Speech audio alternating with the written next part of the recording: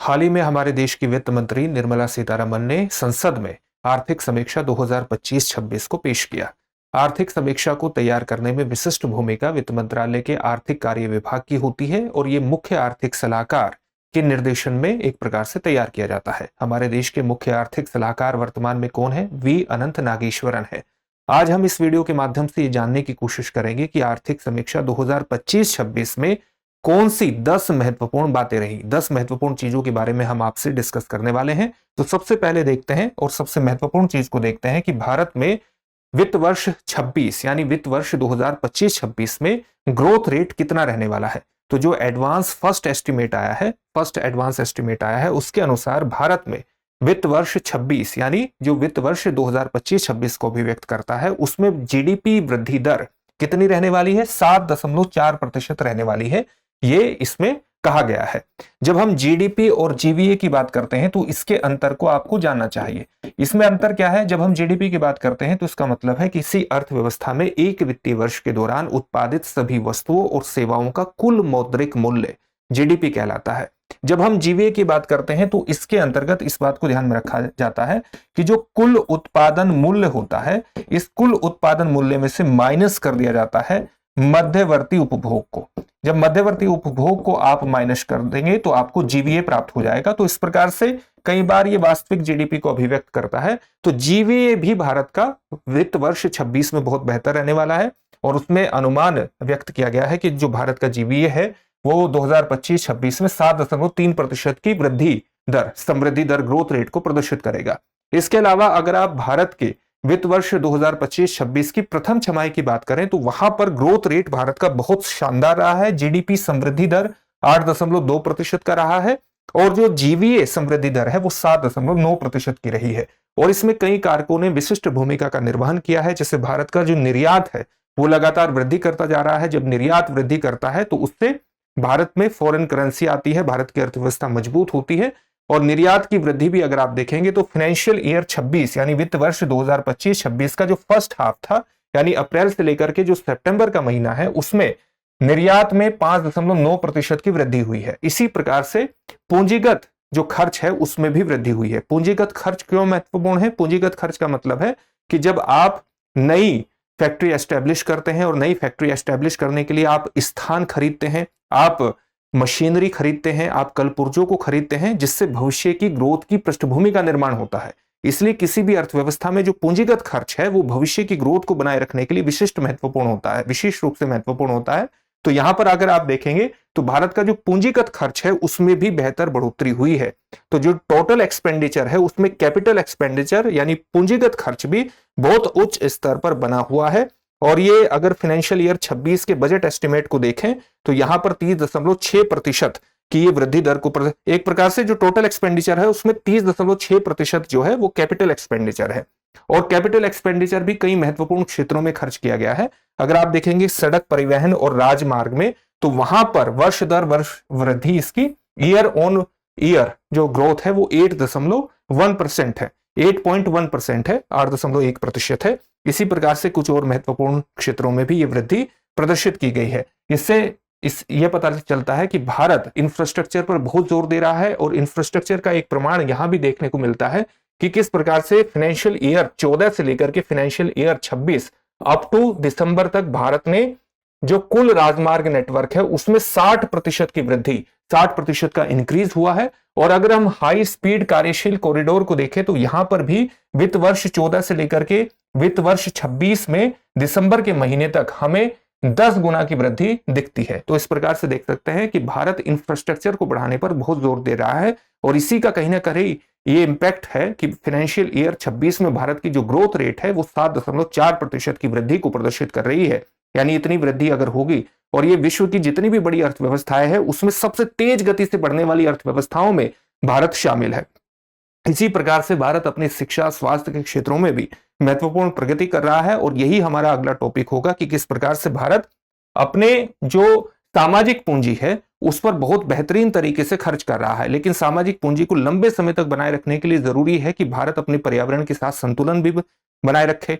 तो दूसरा पॉइंट हमारा यही है जो बजट का सबसे इंपॉर्टेंट पॉइंट है कि भारत अपनी ग्रोथ रेट को पर्यावरण के साथ अनुकूलन यानी जो अडेप्टेशन है उस प्रोसेस के साथ आगे बढ़ाना चाहता है, यानी पर्यावरण को बिना नुकसान पहुंचाए भारत अपने ग्रोथ रेट को बनाए रखना चाहता है। और पर्यावरण के साथ ग्रोथ रेट को बनाए रखना चाहता है तो इसके लिए सबसे जरूरी चीज यह है कि भारत का जो एनर्जी ट्रांजिशन है वो हो। एनर्जी ट्रांजिशन का मतलब है कि जीवाश्म ईंधन आधारित ऊर्जा स्रोतों से नवीकरणीय ऊर्जा स्रोतों की तरफ हमें बढ़ना है, और उसी का बजट में एक महत्वपूर्ण उदाहरण प्रस्तुत किया गया है। यहां पर अगर आप देखेंगे कि भारत की कुल ऊर्जा जो एनर्जी कैपेसिटी है वहां पर 31 दिसंबर 2025 तक उसकी कुछ क्षमताएं दी गई हैं। इसमें आप देखेंगे कि नवीकरणीय ऊर्जा की जो क्षमता है, जिसमें बड़ी जल विद्युत परियोजनाएं शामिल नहीं की गई हैं, तब भी इसकी क्षमता 207 गीगावाट तक पहुंच गई है। स्वच्छ ऊर्जा का एक और महत्वपूर्ण स्रोत है परमाणु ऊर्जा, जिसकी क्षमता 9 गीगावाट तक पहुंच गई है 31 दिसंबर 2025 तक। और साथ ही जल विद्युत, जिसमें पंप स्टोरेज को भी शामिल किया गया है, इसकी क्षमता 51 गीगावाट तक पहुंच गई है। तो भारत नवीकरणीय ऊर्जा के क्षेत्र में, स्वच्छ ऊर्जा के क्षेत्र में एक महत्वपूर्ण प्रगति को बनाए रखे हुए है। हालांकि अभी भी जीवाश्म ईंधन आधारित जो ऊर्जा है वो 247 गीगावाट पर है, लेकिन भारत धीरे धीरे नवीकरणीय ऊर्जा स्रोतों की तरफ तेजी से बढ़ रहा है, स्वच्छ ऊर्जा स्रोतों की तरफ तेजी से बढ़ रहा है, और ये बजट में महत्वपूर्ण रूप से प्रकट भी किया गया है इस बात को। तीसरा जो महत्वपूर्ण पॉइंट है जो बजट में प्रस्तुत किया गया है वो दिखाता है कि किस प्रकार से भारत अपनी शिक्षा के क्षेत्र में भी महत्वपूर्ण प्रगति कर रहा है, लेकिन अभी भी हमें कई क्षेत्रों में प्रगति को या कई क्षेत्रों में चीजों को सुधारने की आवश्यकता है। विशेष तौर से इंफ्रास्ट्रक्चर को बेहतर बनाने की आवश्यकता है। साथ ही ऐसे बच्चे जो स्कूलों से ड्रॉप आउट होते हैं वो किन कारणों से होते हैं, अगर हम इसकी पहचान कर लें तो हमें यह पता लग जाएगा कि हमें कहां पर टारगेट करना है नीतियों को, जिससे भारत में स्कूलों में ड्रॉप आउट दर कम हो जाए। तो यहां एक महत्वपूर्ण आंकड़ा दिया है, इसमें बताया गया है कि किस प्रकार से विद्यालय से बाहर रहने वाले जो किशोर बच्चे हैं, जिनकी आयु 14 से 18 वर्ष है, उनके विद्यालय न जाने के कौन कौन से कारण हो सकते हैं। तो इसमें एक महत्वपूर्ण आंकड़ा यह बताया गया है कि जो 14 से 18 वर्ष के बच्चे हैं उनके विद्यालय न जाने के कारण क्या है। उसमें सबसे बड़ा कारण है कि अपनी हाउस होल्ड इनकम, यानी अपने घर की आय को सप्लीमेंट करने के लिए, उसमें एक पूरक बनने के लिए बच्चे स्कूल छोड़ देते हैं या स्कूल नहीं जाते हैं। और इनका, इस तरह के बच्चों का प्रतिशत जो है वो 44% बच्चे इन कारणों से, हाउस होल्ड इनकम में हाथ बटाने के लिए स्कूल नहीं जाते हैं। साथ ही यह भी बताया गया है कि कुछ बच्चे ऐसे हैं, 28% ऐसे हैं जो घरेलू कामकाज की वजह से स्कूल नहीं जाते हैं। साथ ही 19% अन्य कारणों से नहीं जाते हैं, और 8% ऐसे बच्चे हैं जो एजुकेशन को जरूरी नहीं समझते हैं। 1% बच्चे ऐसे हैं जो स्कूल इसलिए नहीं जाते क्योंकि स्कूल बहुत दूर है। तो यहां पर आप देख सकते हैं कि कुछ महत्वपूर्ण सामाजिक जागरूकता कार्यक्रम भी चलाने पड़ेंगे, हाउस होल्ड इनकम को भी बढ़ाने पड़ेगा, जिससे बच्चों को आवश्यक न माना जाए उसमें कि वो हाउस होल्ड इनकम का सहारा बनेंगे। घरेलू कामकाज में भी इस प्रकार से हमें सामाजिक जागरूकता बढ़ानी पड़ेगी ताकि बच्चों से घरेलू कामकाज के बजाय उन्हें स्कूल भेजा जा सके। तो ये एक महत्वपूर्ण आंकड़ा प्रस्तुत किया गया है। आप ये भी जानते हैं कि एसडीआई के अंतर्गत शिक्षा की विशिष्ट भूमिका है, और यहां पर एसडीआई से संबंधित जो आंकड़ा दिया गया है ये दिखाता है कि भारत का जो एसडीआई सूचकांक है उसमें 2026 में भारत का जो पॉइंट है वो 0.372 भारत का एक प्रकार से अंक है, और इसमें बहुत सुधार करने की आवश्यकता है, क्योंकि बाकी जो देश हैं, चाहे चीन हो, रूस हो, ब्राजील हो, जापान हो, जर्मनी हो, इंडोनेशिया हो, अमेरिका हो, ये सब भारत से आगे। इसके अलावा भारत में जो एस्टिमेटेड ईयर्स ऑफ स्कूल है वो भी काफी कम है। ये 13 एस्टिमेटेड ईयर्स ऑफ स्कूल है वो 13 वर्ष है। इसके अलावा जो चीन, रूस, ब्राजील, जापान, जर्मनी, इंडोनेशिया और अमेरिका है, इन सब के भारत से ज्यादा ही स्कोर बना हुआ है। तो यहां पर भारत को सुधार करने की आवश्यकता है। इसके अलावा जो चौथा मेन पॉइंट है वो स्वास्थ्य को लेकर के है। स्वास्थ्य के क्षेत्र में भारत ने कई स्तरों पर महत्वपूर्ण प्रगति की है। अगर आप इन्फेंट मोर्टेलिटी रेट को देखेंगे, आप जो शिशु मृत्यु दर देखेंगे, तो उसमें भारत ने काफी अच्छी प्रगति की है। ये जो नक्शा है ये वर्ष 2013 का है, और ये जो नक्शा है वो ये वर्ष 2023 का है। तो इसमें आप देख सकते हैं कि किस प्रकार से जो कलर है वो अधिक हरा हुआ है, और जो बहुत गाढ़ा लाल रंग है ये भी कम फीका हुआ है। ये दिखाता है कि वर्ष 2013 से लेकर के वर्ष 2014 में हमने स्वास्थ्य के क्षेत्र में और विशेष तौर से इन्फेंट मोर्टेलिटी रेट में काफी प्रगति की है। और इसकी प्रगति करने का एक बहुत बड़ा कारण यह है कि पोषण के क्षेत्र में भारत ने एक आगे बढ़ने का प्रयास किया है, पोषण को सुधारने का प्रयास किया है। टीकाकरण कार्यक्रम भारत के लगातार चल रहे हैं। न केवल मातृत्व स्वास्थ्य को टारगेट किया गया है, बल्कि किशोरी बच्चियों के स्वास्थ्य को भी बेहतर करने का प्रयास किया गया है। शिशु स्वास्थ्य का विशेष रूप से ध्यान रखा गया है। इसके अलावा बीमारियों में मदद करने के लिए आप जानते हैं कि आयुष्मान भारत योजना भी है। तो इन सारी चीजों का स्वास्थ्य पर बेहतर असर पड़ता है। जब आप हाउस होल्ड इनकम पर किसी तरह का प्रेशर क्रिएट किए बिना अच्छा स्वास्थ्य प्रदान कर देंगे आयुष्मान भारत योजना के माध्यम से, तो कहीं ना कहीं जो पैसा बचेगा वो बेहतर चीजों पर खर्च होगा। इससे लोगों का स्वास्थ्य भी बेहतर होता है। तो इस प्रकार से ये चीजें आगे बढ़ती हैं। अगर आप पोषक तत्वों का रुझान देखें भारत में वर्तमान में, तो रूरल और अर्बन एरिया में जो कैलोरी इंटेक है उसके बारे में भी महत्वपूर्ण डाटा प्रस्तुत किया गया है। जो रूरल इंडिया है, ग्रामीण भारत में वर्ष 2023-24 में जो कैलोरी इंटेक है पर डे का, वो आप देखें पर कैपिटा पर डे का कैलोरी इंटेक है रूरल इंडिया में 2212 किलो कैलोरी और अर्बन इंडिया में है 2240 किलो कैलोरी। अगर आप प्रोटीन इंटेक देखेंगे पर कैपिटा पर डे का प्रोटीन इंटेक वर्ष 2023-24 का, तो ये ग्रामीण भारत में 61.8 ग्राम है और अर्बन भारत में, शहरी भारत में ये 63.4 ग्राम है। तो आप देख सकते हैं कि पुराने समय के मुकाबले ये धीरे धीरे इस प्रकार से बढ़ रहा है। इसमें वृद्धि हो रही है, लेकिन इसमें और अधिक वृद्धि करने की आवश्यकता है। और भारत में पोषण बेहतर होगा, स्वास्थ्य बेहतर होगा, तो हम अपनी संपूर्ण जनसंख्या का आर्थिक गतिविधियों में बेहतर प्रयोग कर पाएंगे, इस्तेमाल कर पाएंगे, या आप कह सकते हैं उसकी यूटिलिटी बढ़ जाएगी। आर्थिक समृद्धि में भी ये चीज योगदान देगी। तो ये भी एक महत्वपूर्ण आंकड़ा है। अगर शिक्षा और स्वास्थ्य दोनों पर खर्च देखें जीडीपी के प्रतिशत के रूप में, तो ये भी महत्वपूर्ण चीज बताई गई है आर्थिक समीक्षा में।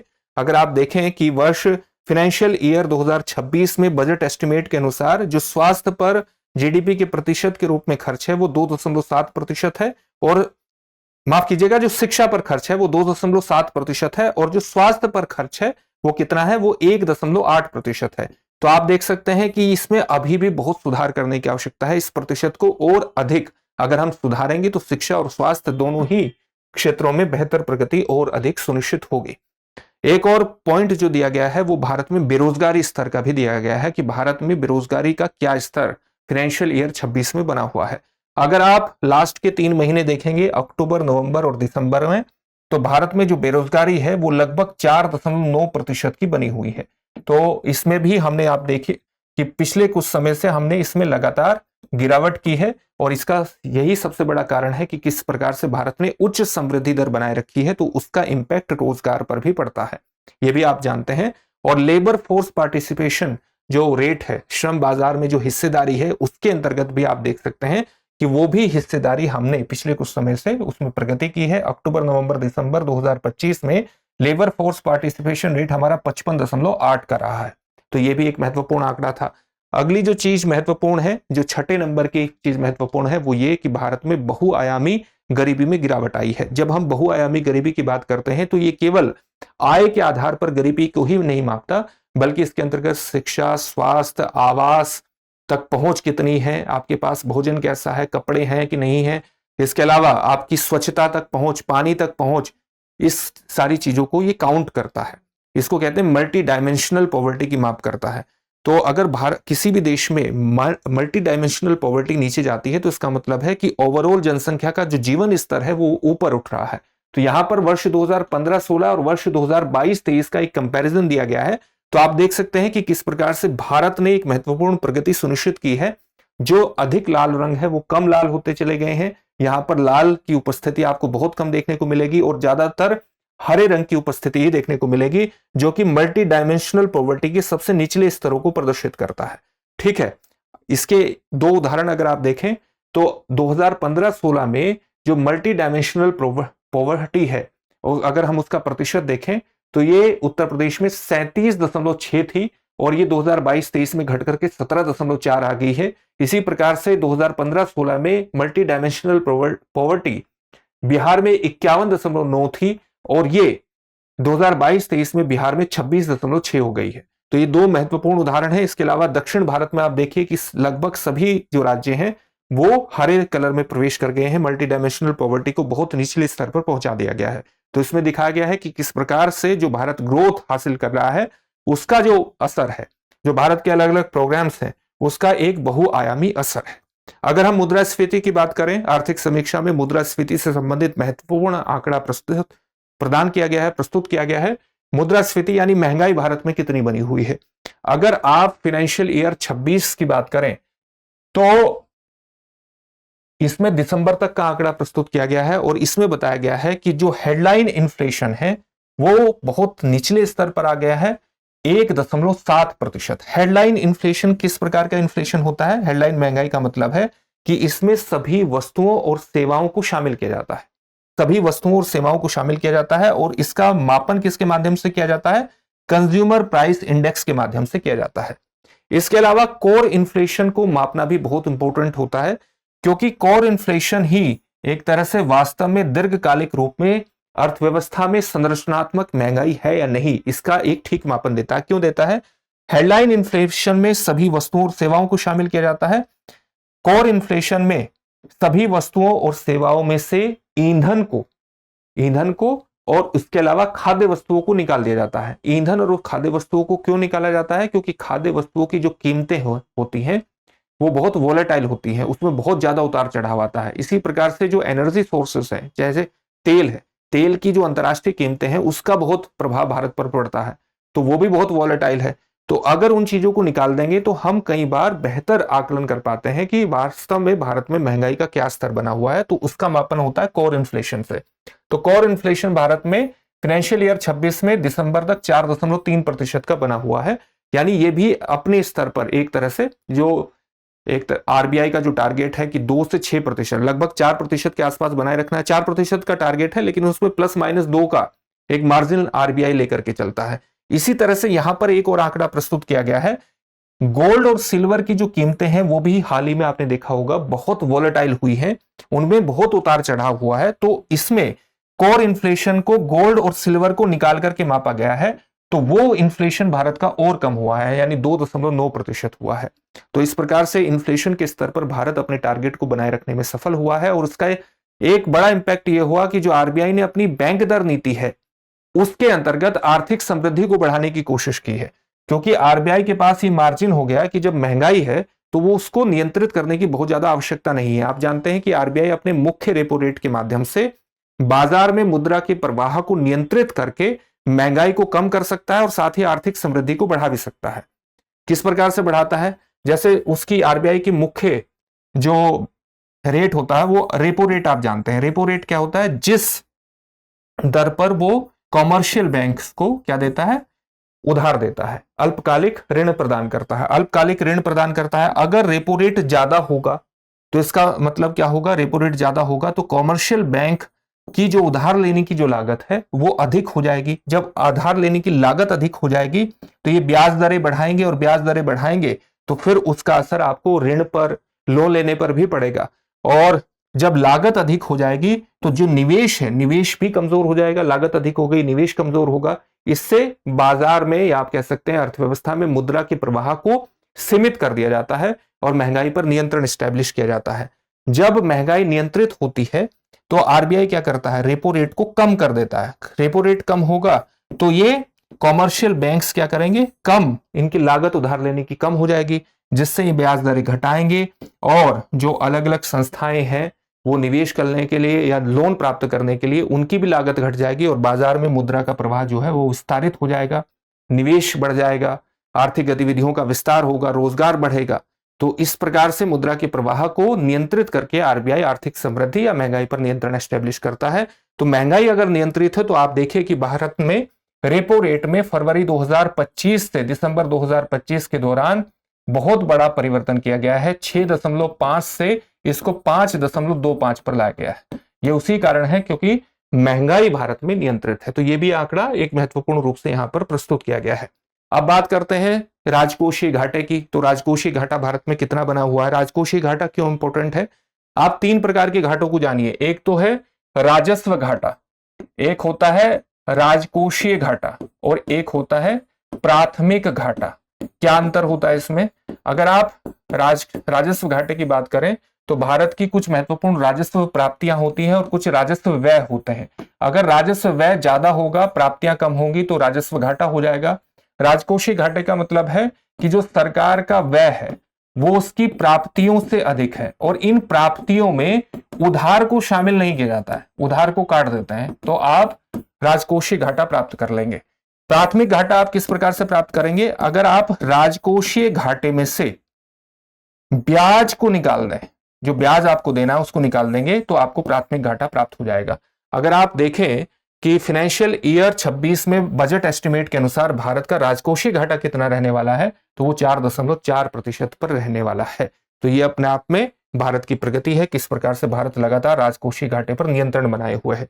इसी प्रकार से अगर आप भारत का प्राइमरी डेफिसिट देखेंगे, प्राथमिक घाटा देखेंगे, तो वो भी बहुत निचले स्तर पर आया है, 0.8 पर है, और जो रेवेन्यू डेफिसिट देखेंगे वो 1.5 पर है। तो सभी में गिरावट है, यानी भारत बेहतर प्रदर्शन कर रहा है राजकोषीय घाटे के स्तर पर भी। राज्यों का भी बेहतर स्तर बना हुआ है, ये राज्यों का आंकड़ा यहां पर दिया गया है। अगर राज्यों का कंबाइंड फिस्कल डेफिसिट देखें तो फिस्कल डेफिसिट को आप 2.8% मान सकते हैं, यानी राज्यों का भी जो कंबाइंड फिस्कल डेफिसिट है वो काफी नियंत्रित स्तर पर बना हुआ है। हालांकि सुधार की गुंजाइश तो हमेशा ही रहती है। जो नौवां पॉइंट है हमारा, वो बताता है कि किस प्रकार से जो जीएसटी संग्रह है, गुड्स एंड सर्विसेज टैक्स है, उसके माध्यम से जो संग्रह हो रहा है, राजस्व प्राप्ति हो रही है, वो लगातार विस्तारित होती जा रही है। और ये फाइनेंशियल ईयर 26 में अप्रैल से दिसंबर के लिए, अप्रैल से दिसंबर का आंकड़ा देखें तो ये 17.4 लाख करोड़ पहुंच गई है, और 6.7% की वृद्धि को ये प्रदर्शित कर रही है, जो अपने आप में एक बहुत ही महत्वपूर्ण वृद्धि है। और आप देख सकते हैं कि जो जीएसटी संग्रह है ये अपने उच्चतम स्तर पर भारत में पहुंच गया है, तो ये भी एक महत्वपूर्ण आंकड़ा है। इसके अलावा आप ये जानते हैं कि जब बजट प्रस्तुत किया जाता है तो उसमें न केवल महत्वपूर्ण सामाजिक संकेतक प्रस्तुत किए जाते हैं, बीते वर्ष की यानी 2025-26 की पूरी समीक्षा की जाती है, बल्कि भविष्य का एक आउटलुक भी प्रस्तुत किया जाता है।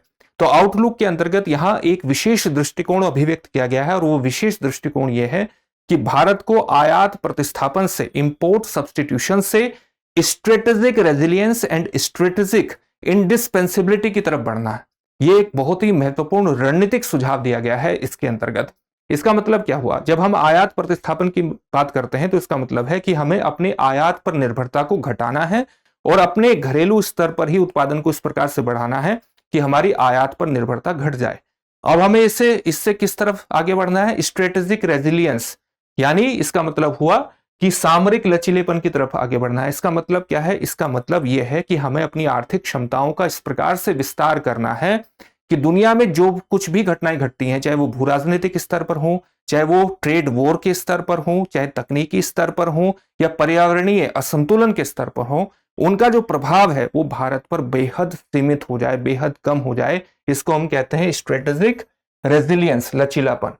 स्ट्रेटेजिक लचीलापन तक ही सीमित नहीं रहना है, बल्कि इंडिस्पेंसिबिलिटी की तरफ आगे बढ़ना है, यानी अपरिहार्यता की तरफ आगे बढ़ना है। इसका मतलब क्या है? इसका सीधा सा मतलब यह है कि जो भारतीय अर्थव्यवस्था है उसको इस तरह से वैश्विक आपूर्ति श्रृंखला में गूंथ देना है, आबद्ध कर देना है कि दुनिया के लिए भारतीय अर्थव्यवस्था अपरिहार्य बन जाए। जो दुनिया की ग्रोथ है वो भारत के बिना संभव ही ना हो। तो इसके लिए भारत को अपनी कैपेसिटी को बहुत अच्छी तरह से बढ़ाना पड़ेगा, और यही होगी कि दुनिया भारत में निवेश करने के लिए मजबूर हो जाए, क्योंकि वैश्विक अर्थव्यवस्था से भारत इस प्रकार से आबद्ध हो गई है कि वैश्विक अर्थव्यवस्था को चलाने के लिए भारतीय अर्थव्यवस्था की ग्रोथ बहुत जरूरी है। इसको हम कहते हैं सामरिक अपरिहार्यता, यानी स्ट्रेटेजिक इंडिस्पेंसिबिलिटी। तो ये महत्वपूर्ण 10 बातें थी जिस पर हमने डिस्कस किया है। अब आपके लिए एक प्रश्न है जिसका उत्तर आपको कमेंट बॉक्स में कमेंट करके देना है। प्रश्न है, अर्थव्यवस्था के संदर्भ में सामरिक लचीलेपन का संबंध मुख्य रूप से किससे है? आपके सामने ऑप्शंस हैं। ऑप्शन ए केवल आर्थिक विकास से, ऑप्शन बी है केवल तकनीकी आत्मनिर्भरता से, ऑप्शन सी है दबाव की परिस्थितियों में आपूर्ति श्रृंखलाओं की निरंतरता और सुरक्षा से, ऑप्शन डी है केवल निर्यात वृद्धि से।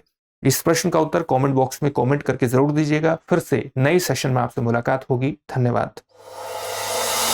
अब एग्जाम की तैयारी को और बेहतर करने के लिए हमारे चैनल को लाइक, शेयर और सब्सक्राइब करना ना भूलें।